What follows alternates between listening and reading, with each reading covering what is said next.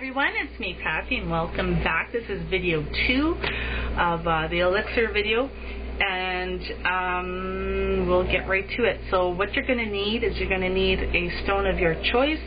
You're going to need a glass jar, a clean glass jar with a lid, and you're going to need water. And you know, it could be distilled water, it could be full moon water, it could be storm water, it could be tap water if you have nothing else.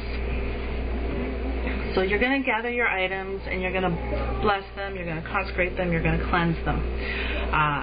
Some of the ways are by smudging, some would be running, say, water over top your stone to cleanse your stone. So that's what you got to do. You got to cleanse your stone in some way.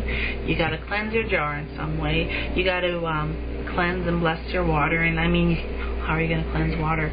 Well, you can smudge it, you can pray over it. There's different ways. Then you're going to charge everything with intent. And your intent would be to make this elixir, which is water that will draw out the energies and the attributes from the stone. Now you put your stone into the jar, fill it with water, and you cap it, and then you put it in a place where it will be undisturbed and in sunlight and moonlight for at least one full moon cycle. Longer if possible, but at the minimum one full moon cycle. Once that's over and done with, transfer the water from that jar into another container, label it, and store it so you know what it is and you won't forget. That stone that you used, you can then cleanse it and put it away, and you can use it for something else later on down the road. Now you've got your elixir. What can you use it for? You would use your elixir in the same way that you would use the stone. Okay, so you know, instead of carrying that stone with you, you can anoint yourself with that elixir. You can anoint your tools with it. You can, you know, use it to bless different items. You can add it to different types of spells and that sort of thing. You can add it to your ritual bath. There's all different things that you can use your elixir for, and really the limit is your imagination. The only thing I would advise would be don't drink your elixir. And the reason for that is you don't go out and start eating your amethyst cluster, and you don't go and start eating your stones out from your, you know, garden out back. I mean, you just don't do that. You don't drink the elixir either. And the reason for that is because certain stones have certain minerals within them, certain types of chemicals, minerals that aren't necessarily healthy for a human to consume. So please keep that in mind. That's why you don't drink them, right? And yeah, so the limit to their usage is really your imagination. And you can also use that instead of with stones, with other types of minerals. Gold, silver, that type of thing.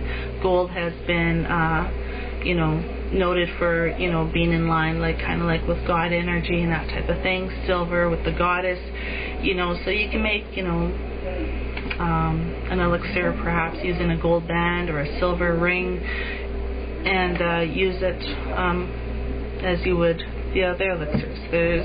You can use them in all different ways. So hope that was useful. Some people have a very strong, or some families have a very strong connection to using or working with stones or whatnot. Our family, on my dad's side, the German side, is no exception. And I will show you something. Hopefully I won't run out of time. Our root of our name is Stein, which means stone in German, and even on our coat of arms, we've got more than one coat of arms, and on the one that we use, our family uses, is this one. Whoops, kind of wanted it. So you see the chevron, you see the guy, he's holding, where am I here? He's holding the rock. He's also up there too, way up the top. If my dad saw what I'd done to this book, he would so kill me because I spilled coffee, Can you see it? All over there. Not good. And when that happened, I remember I was like, oh no, what am I going to do? And he hasn't seen this book lately, so that's not good. If I can find a copy of this again, I would so get it. But yeah, and the guy holding the stone and everything, our family, this name Steininger, it predates medieval times. There's another coat of arms with a goat on it. That's not I don't know how that came about. Like if you do like internet searches and whatnot, for those of you that have nobility in your family line, you know, you'll find different coats of arms and stuff like that. So I don't know why the goat came up, because our name has nothing to do with the goat, and it was really bizarre. And our family does not recognize that coat of arms. There's a lot of businesses out there that are into the whole, like, selling people, you know, their family histories and coat of arms, and, you know, sometimes those businesses are really inaccurate with regards to what your coat of arms are, what it represents, what your family name means, that type of thing, especially if you know what your history is. So yeah, the whole goat thing, I don't know what that's all about, but this is our coat of arms, and for us it symbolized our connection to Mother Earth, to the rocks. It represented that as the rock endures, so shall we. You know, we are strong as the rocks, and I'm not trying to knock AC/DC's song here, but you know, and we took that name with us.